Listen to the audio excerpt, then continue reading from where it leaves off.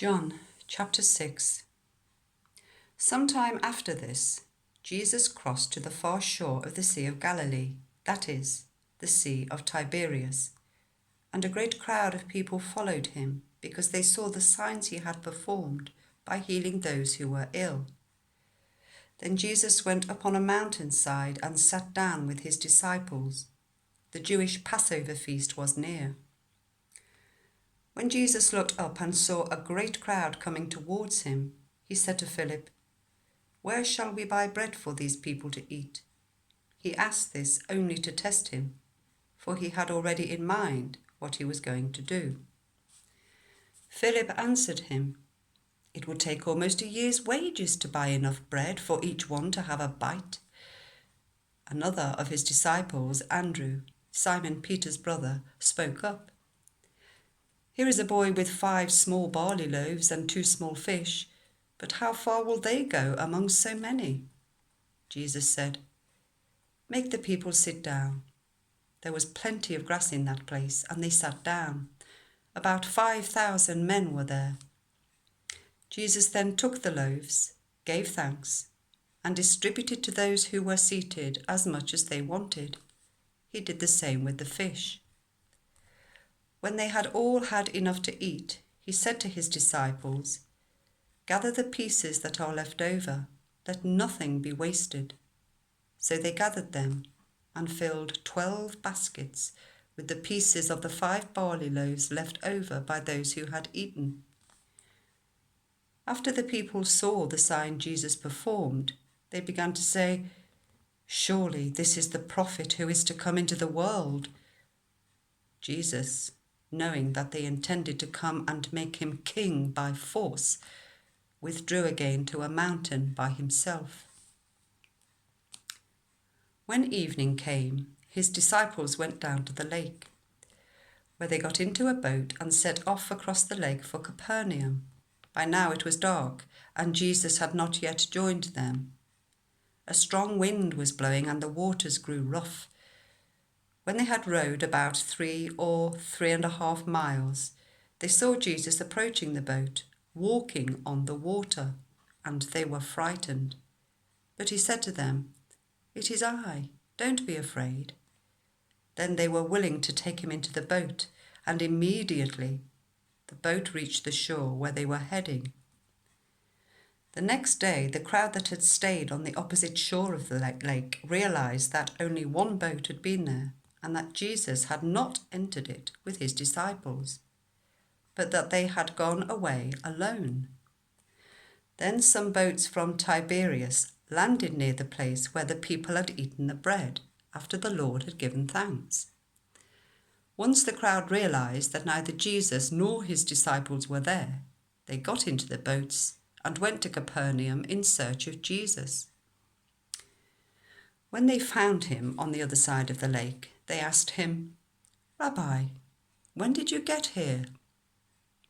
Jesus answered, "Very truly I tell you, you are looking for me, not because you saw the signs I performed, but because you ate the loaves and had your fill. Do not work for food that spoils, but for food that endures to eternal life, which the Son of Man will give you. On him God the Father has placed his seal of approval." Then they asked him, "What must we do to do the works God requires?" Jesus answered, "The work of God is this, to believe in the one he has sent." So they asked him, "What sign will you give that we may see it and believe you? What will you do? Our ancestors ate manna in the wilderness, as it is written, 'He gave them bread from heaven to eat.'" Jesus said to them, "Very truly I tell you, it is not Moses who has given you the bread from heaven, but it is my Father who gives you the true bread from heaven. For the bread of God is the bread that comes down from heaven and gives life to the world."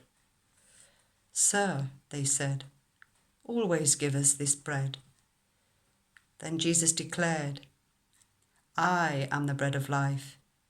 Whoever comes to me will never go hungry, and whoever believes in me will never be thirsty. But as I told you, you have seen me, and still you do not believe. All whom the Father gives me will come to me, and whoever comes to me I will never drive away. For I have come down from heaven not to do my will, but to do the will of him who sent me. And this is the will of him who sent me, that I shall lose none of all those he has given me, but raise them up at the last day.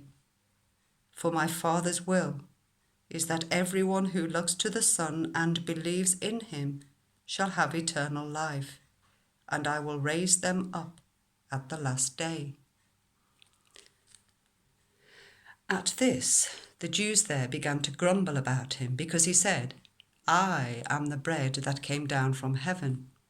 They said, Is this not Jesus, the son of Joseph, whose father and mother we know? How can he now say, I came down from heaven? Stop grumbling among yourselves, Jesus answered. No one can come to me unless the Father who sent me draws them, and I will raise them up at the last day. It is written in the prophets, they will all be taught by God. Everyone who has heard the Father and learned from him comes to me.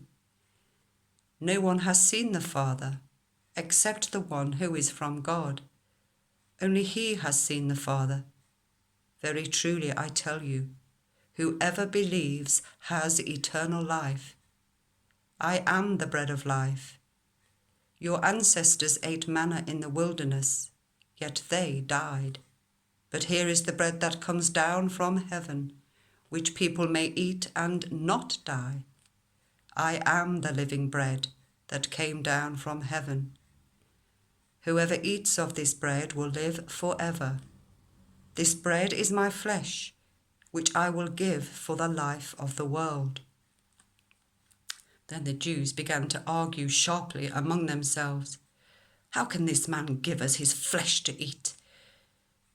Jesus said to them, Very truly I tell you, unless you eat the flesh of the Son of Man and drink his blood, you have no life in you. Whoever eats my flesh and drinks my blood has eternal life, and I will raise them up at the last day. For my flesh is real food, and my blood is real drink. Whoever eats my flesh and drinks my blood remains in me, and I in them. Just as the living Father sent me, and I live because of the Father, so the one who feeds on me will live because of me. This is the bread that came down from heaven. Your ancestors ate manna and died, but whoever feeds on this bread will live forever. He said this whilst teaching in the synagogue in Capernaum. On hearing it, many of his disciples said, This is a hard teaching. Who can accept it? Aware that his disciples were grumbling about this, Jesus said to them, Does this offend you? Then what if you see the Son of Man ascend to where he was before? The Spirit gives life. The flesh counts for nothing.